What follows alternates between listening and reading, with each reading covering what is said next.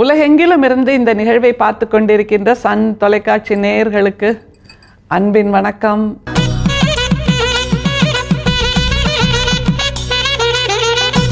நம்மளோட உணவு முறையில் இப்போ நிறைய மாறுதல்கள் வந்தாச்சு இல்லையா? ஒரு காலத்தில் குகை மனிதர்களாக இருந்தப்போ இலை தழையெல்லாம் சாப்பிட்டவங்க தான் நாம் எல்லாருமே, நம்முடைய முன்னோர்கள் எல்லாருமே. அதற்கப்புறம் நெருப்பின் பயன்பாட்டை கண்டுபிடித்து அதன் மூலமாக இந்த இலையை இப்படி வேக வைக்கலாம் போல இருக்கு. இந்த தே என்கின்ற இலையை வேக வைத்து அதில் வருகின்ற சாற்றை குடித்தால் அது தேநீராக மாறுது போல இருக்கு. அரிசியை இந்த மாதிரி வெந்நீரில் வேக வச்சு சாப்பிட்டா அது சோறாக மாறுது போல இருக்கு அப்படின்னு நம்முடைய உணவு பழக்கத்தை மடைமாற்றம் செய்து கொண்டே இருக்கிறோங்கிறது நம்ம எல்லாருக்குமே பழக்கம்தான். அதுவும் வெளியூருக்கெல்லாம் போனால் அந்த ஊரில் என்ன சிறப்பான உணவுப்பா, அதை கொஞ்சம் டேஸ்ட் பண்ணலாம் அப்படிங்கிறது இயல்பு. வெளிநாட்டுக்கு போனாலும் அந்த நாட்டின் உணவை உண்டு பார்ப்பது, ரசித்து பார்ப்பது, ருசித்து பார்ப்பது என்பது மனிதர்களுக்கே இயல்பான ஒரு தன்மை அப்படிங்கிறது நமக்கு நல்லா தெரியும். ஆனால் நம்முடைய உடம்புக்கு ஒவ்வாத வகையில் உணவு வகைகளை சேர்த்து கொண்டால் அதுவும் பிரச்சனை தரும் என்பதையும் நாம் புரிந்து கொள்ள வேண்டும். அப்படி உணவு குறிப்பு ஒன்றை நமக்கு வள்ளல் பிரான் இன்றைக்கு கொடுக்கிறார். பொதுவாக சித்தர்கள் கொடுக்கின்ற அந்த உணவு முறைப்படி நாம் வாழ்ந்தோன்னு வைங்களேன், அதுதான் உடம்பை காயகல்பம் செய்கின்ற முறை. காயகல்பம் செய்கிறதுனா உடம்பை தங்கமாக மாற்றுறது அப்படின்னு ஒரு தவறான புரிதல் இருக்குது. உங்கள் விரல் எப்படிங்க இவ்வளோ காயகல்பமாகி தங்கமாக மாறி நிற்கிது?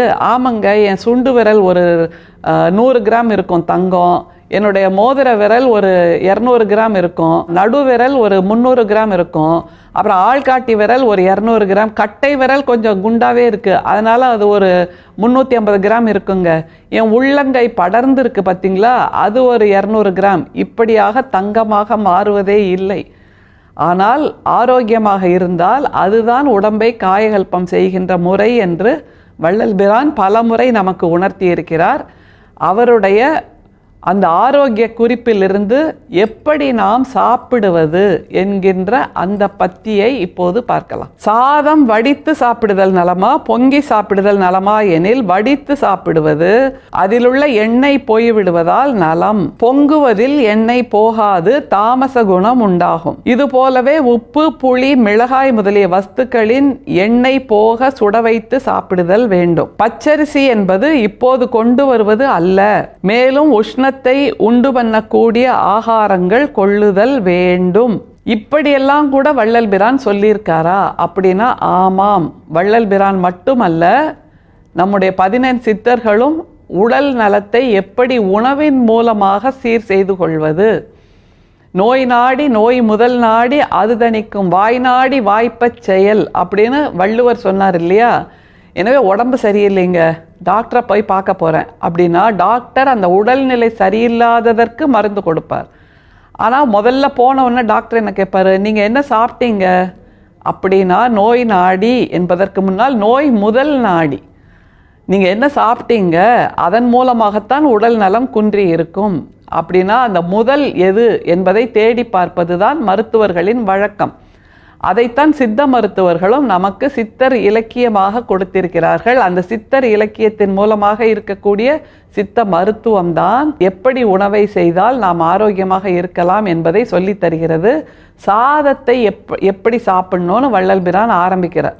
பேசிக் இன்கிரெடியன்ட் சாதம், நம்மளுடைய ஸ்டேப்பிள் ஃபுட் அப்படின்னு சொல்லுவோம். அதை எப்படி சாப்பிட்றதுன்னு வள்ளல் பிரான் சொல்லித்தரார் பாருங்க. சாதம் வடித்து சாப்பிடுதல் நலமா, பொங்கி சாப்பிடுதல் நலமா எனில் வடித்து சாப்பிடுவது. அதிலுள்ள எண்ணெய் போய்விடுவதால் நலம். இப்போ ஒரு புது ட்ரெண்ட் வந்திருக்கு, நீங்க எல்லாம் பார்த்துருப்பீங்க. பாத்திர கடைக்கு போனீங்கன்னா கஞ்சி வடிக்கிற குக்கர் அப்படிங்கிறதே ஒன்று இருக்குங்க. ஏன்னா ப்ரெஷர் குக்கர் மூலமாக நாம் கஞ்சியை வடிக்காமல் எத்தனை விசிலுங்க, அதுதான் ரொம்ப முக்கியம். ப்ரெஷர் குக்கரில் 3 விசில் வந்துடுச்சா, 4 விசில் வந்துடுச்சா பாருங்க, ஐயோ நீங்கள் 2 விசிலில் ஆஃப் பண்ணீங்க, சாதமே வெந்திருக்காதே. இப்படியாக எத்தனை விசில் என்று சொல்லுகின்ற அந்த முறைமைப்படி நாம் அரிசியை சமைக்க ஆரம்பித்து விட்டோம். அது தவறு. ஏனென்றால் குக்கர் விசில் மூலமாக எண்ணி வைத்தால் அதிலுள்ள கஞ்சி வெளியே போகாது. கஞ்சியோடு சேர்ந்த சாதம் தான் நமக்கு கிடைக்கும். கஞ்சியோடு சேர்ந்த சாதம் உடல் நலனுக்கு கேடு என்று இப்போது மருத்துவர்கள் சொல்கிறார்கள். அதைத்தான் வள்ளல் பிரான் சொல்றார். சாதத்தை பொங்கி சாப்பிட்றதா வடித்து சாப்பிட்றது நல்லதான்னு அவர் சொல்றார். திரும்ப பாருங்க, அதை சாதம் வடித்து சாப்பிடுதல் நலமா பொங்கி சாப்பிடுதல் நலமா எனில் வடித்து சாப்பிடுவது, அதில் உள்ள எண்ணெய் போய்விடுவதால் நலம். அந்த சாதத்தை வடிக்கும் போது அந்த கஞ்சியின் மூலமாக அதில் இருக்கக்கூடிய கொழுப்பு சேர்ந்த எண்ணெய் பசையுள்ள நீர் வெளியேறி விடுகிறது. எனவே வடித்து சாப்பிடுதல் நலம் என்று இப்போதைய மருத்துவர்கள் கண்டுபிடித்து சொல்லி இருப்பதை வள்ளல் பிரான் 2 நூற்றாண்டுக்கு முன்பே சொல்லுகிறார். நம்முடைய சித்தர்கள் பல நூற்றாண்டுகளுக்கு முன்பே இதை சொல்லி இருக்கிறார்கள். கொஞ்சம் யோசிச்சு பார்த்து சாப்பிடலாம். அடுத்தது, பொங்குவதில் எண்ணெய் போகாது, தாமச குணம் உண்டாகும். வெறுமே பொங்கி சாப்பிட்டோன்னு வைங்களேன், பொங்கல் சாப்பிட்றோன்னு வைங்க, காலையிலேயே பொங்கல் சாப்பிட்டா வயிறு திம்முன்னு இருக்கும், மசன்னு இருக்கும், வேலையே ஓடாது, சுறுசுறுப்பாகவே இருக்காது. வயிற்றில் தாமச குணம் உண்டாகும், அதன் மூலமாக நம்முடைய செயல்பாடுகளை அது பாதிக்கும் என்று சித்தர்கள் சொல்லுகிறார்கள். அதைத்தான் வள்ளல் பிரானும் நமக்கு மீண்டும் வலியுறுத்துகிறார். சரி, அரிசியை மட்டுமா, வேற என்னெல்லாம் எப்படி செய்யணுங்கிறத சொல்றார் பாருங்க.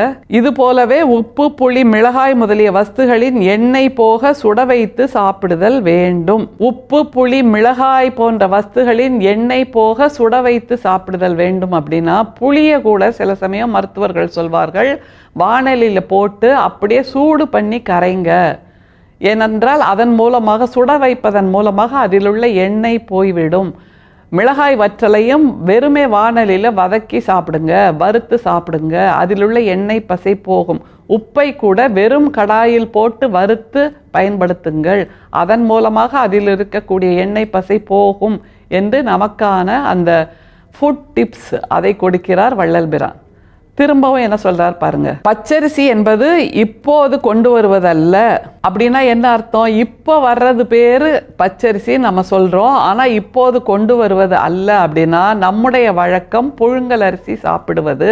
வந்தேரிகள்னு சொல்லக்கூடிய அல்லது வெளிநாட்டிலிருந்து இந்தியாவில் வந்து குடியேறியவர்கள் உண்கின்ற அரிசி தான் பச்சரிசியே தவிர இந்தியாவில் இருக்கக்கூடிய பெரும்பான்மையானவர்கள் புழுங்கல் அரிசி தான் சாப்பிடுகிறார்கள். அதுதான் உடல் நலனுக்கு நல்லது. பச்சரிசியின் மூலமாக உடல் பருமனாகிறது என்று மருத்துவர்கள் சொல்கிறார்கள். கூடுதலாக அதில் கிளைசெமிக் இண்டெக்ஸ் லெவல் உருவாக்கக்கூடிய தன்மை இருக்கிறது. அதாவது அந்த சர்க்கரை நோய் தீவிரப்படுத்துகின்ற தன்மை பச்சரிசியில் இருக்கிறது. அதை தவிர உடல் நலனுக்கு ஜீரணமாவது என்பது மிக எளிமையானதாக இருக்க வேண்டும். அந்த தன்மையும் பச்சரிசியில் குறைவாக உள்ளது. எனவே குழந்தைகளுக்கும் பெரியவர்களுக்கும் முதியவர்களுக்கும் சீனியர் சிட்டிசன் சொல்லுவோம்ல, அவங்களுக்கும் புழுங்கல் அரிசி தான் ஜீரண சக்திக்கு நல்லது என்று மருத்துவர்கள் சொல்கிறார்கள். அதைத்தான் வள்ளல் பிரானும் பச்சரிசி என்பது இப்போது கொண்டு வருவது அல்ல அப்படின்னு சொல்றார். எவ்வளோ பெரிய உண்மையை சொல்றார் பாருங்க. எப்படி நிறைவு செய்கிறாருங்கிறது மிக முக்கியம். அதை பாருங்க. மேலும் உஷ்ணத்தை உண்டு பண்ணக்கூடிய ஆகாரங்கள் கொள்ளுதல் வேண்டும். உஷ்ணத்தை உண்டு பண்ணுவது என்பது வயிற்றில் இருக்கக்கூடிய பசி நெருப்பை மீண்டும் மீண்டும் தூண்டுவதை போன்ற உணவைத்தான் நாம் உண்ண வேண்டும். காலையில் சாப்பிட்டேங்க, இன்னைக்கு ஃபுல்லாக மத்தியானம் பசிக்கலை, ராத்திரி வரைக்கும் பசிக்கலை அப்படின்னா காலையில் சாப்பிட்ட உணவு உஷ்ணத்தை தூண்டுவதாக இல்லை என்பதை புரிந்து கொள்ள வேண்டும். 3 வேளையும் சரியாக பசி எடுத்தால் அதுதான் ஆரோக்கியமான உடல் நலம் என்பதை சித்தர்கள் நமக்கு பலமுறை உணர்த்தி இருக்கிறார்கள். அதைத்தான் இன்றைக்கு மீண்டும் வள்ளல் பிரான் நமக்கு உணர்த்தி இருக்கிறார். கொஞ்சம் யோசித்து நம்ம உடம்புக்கு எது தேவையோ அதை மட்டுமே உண்ணலாம், அதை மட்டுமே செய்தால் உடல் நலம் சீராக இருக்கும் என்று வள்ளல் பிரான் நவீன சித்தராக நமக்கு சொல்லித் தருகிறார். இன்னைக்கு காலையில் சாப்பிட்ற உணவு, இனிமேல் மதியம் சாப்பிடுகின்ற உணவு, எல்லாவற்றையும் வள்ளல் பிரான் கொடுத்திருக்கக்கூடிய இந்த உணவு குறிப்பின் போல செய்து சாப்பிடலாம். அதன் மூலமாக இன்றிலிருந்தாவது நம்முடைய உடல் நலம் சீராகட்டும். அருட்பெரும் சோதி, அருட்பெரும் சோதி, தனிப்பெரும் கருணை, அருட்பெரும் சோதி. மீண்டும் சந்திப்போம். நன்றி, வணக்கம்.